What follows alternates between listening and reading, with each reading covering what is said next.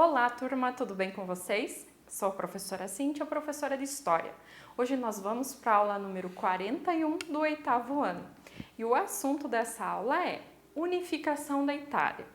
Para o desenvolvimento desse assunto, temos os seguintes objetivos.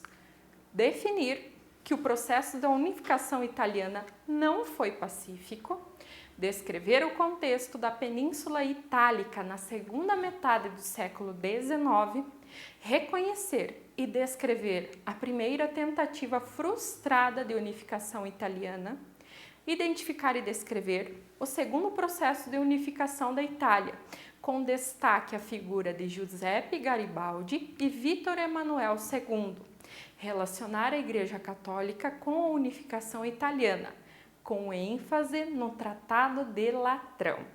Antes de mais nada, já separou os materiais para a aula de hoje?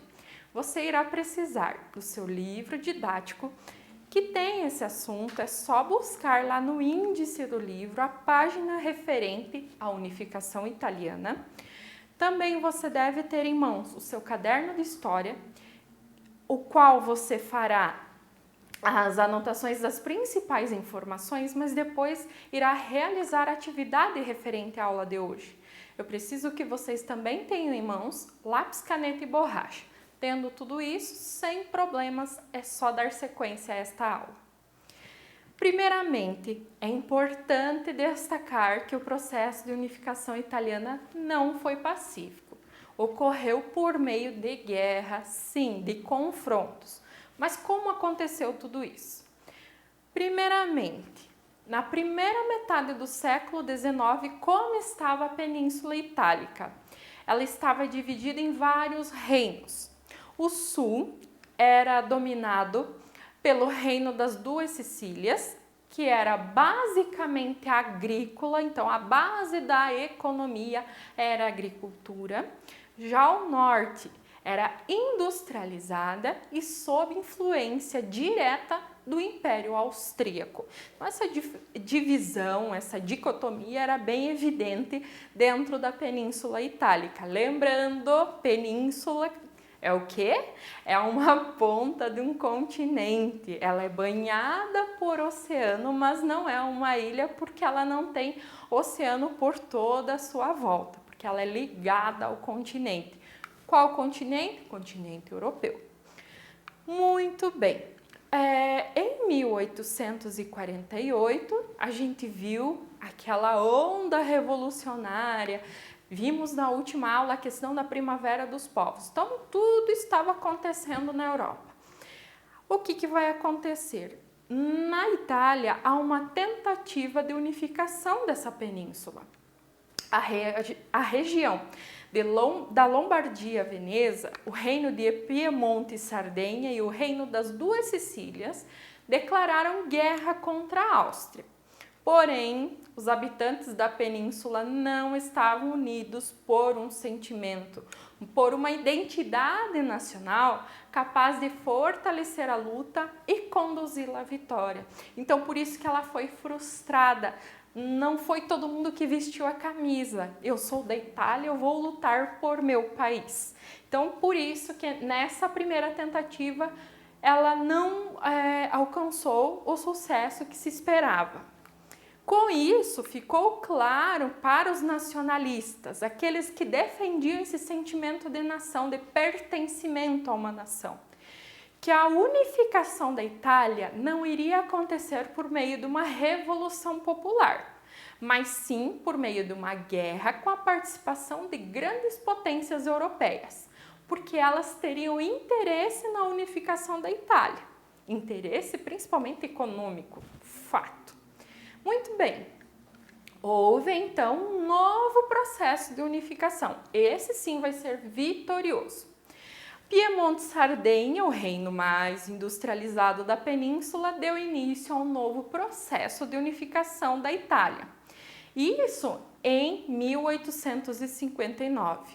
O primeiro-ministro, Conde de Cavour, apoiado por Napoleão III da França, derrotou as forças austríacas e incorporou territórios ao norte da Península Itálica. Mas, no ano de 1860, com o apoio de movimentos populares, ocorreu a anexação ao Piemonte dos reinos papais de Parma, Modena, Romagna e Toscana. E nesse contexto aparece uma figura muito importante dentro agora do processo de unificação, mas vai aparecer na história do Brasil também. Quem seria? Giuseppe Garibaldi. Ele foi um general, guerrilheiro, mercenário que controlava uma milícia e patriota italiano. Foi chamado de herói dos dois mundos devido à sua participação em conflitos na Europa, no caso da unificação italiana, que estamos estudando no momento, e também na América do Sul. Estudaremos sobre a Farroupilha. Fique antenado, a gente estudará um pouquinho mais sobre isso. No Sul, o republicano Garibaldi organizou um exército que na época ficou conhecido como Camisas Vermelhas. E no ano de 1860, os soldados desembarcaram em Marsala e, sob seu comando, tomaram o reino das Duas Sicílias. Já no ano de 1861, os estados pontifícios, governados até então pela Igreja Católica, foram anexados à Alta Itália.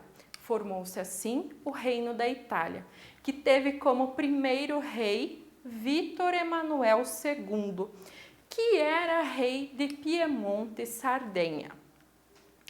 Apesar do interesse da Igreja Católica em manter Roma independente do novo reino, a cidade foi anexada em 1870 e acabou tornando-se a capital da Itália. A Igreja Católica só reconheceu o Estado italiano apenas em 1929, para vocês terem conhecimento, por meio do Tratado de Latrão.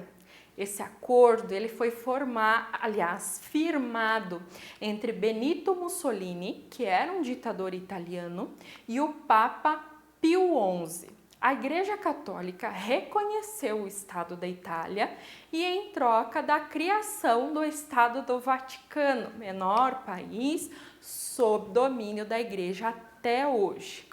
E ainda receberam indenizações por perdas territoriais relativas à incorporação de regiões católicas no processo de unificação. Esse tratado, essa situação, estudaremos mais a fundo no 9º ano, quando tratarmos sobre nazismo e fascismo. No caso específico, seria o fascismo da Itália sob a liderança de Benito Mussolini. Papa Pio XI, acredita-se que por conta do Tratado de Latrão, muitas vezes manteve-se neutro em relação às atrocidades que estavam acontecendo na Segunda Guerra Mundial. Existem hoje historiadores e novas correntes já que afirmam que não, a Igreja teve a sua parcela de participação no sentido de salvar essas pessoas da questão do Holocausto, entre outras situações, por meio de outras vias, mas há uma crítica bastante forte em relação da assinatura do Tratado de Latrão e a ausência da participação da Igreja em relação às atrocidades cometidas na Segunda Guerra Mundial. Na próxima aula, estudaremos acerca do processo que levou à unificação da Alemanha, sob a liderança principalmente de Otto von Bismarck. Conheceremos melhor as informações, esses pequenos detalhes na próxima aula. Agora, vocês devem realizar atividade referente a este assunto, aproveitando que já está tudo fresquinho na cabeça, as informações ainda estão aí. Se tiver alguma dúvida, retome os slides, retome este vídeo. E bons estudos a todos. Até a próxima aula. Um abraço e tchau!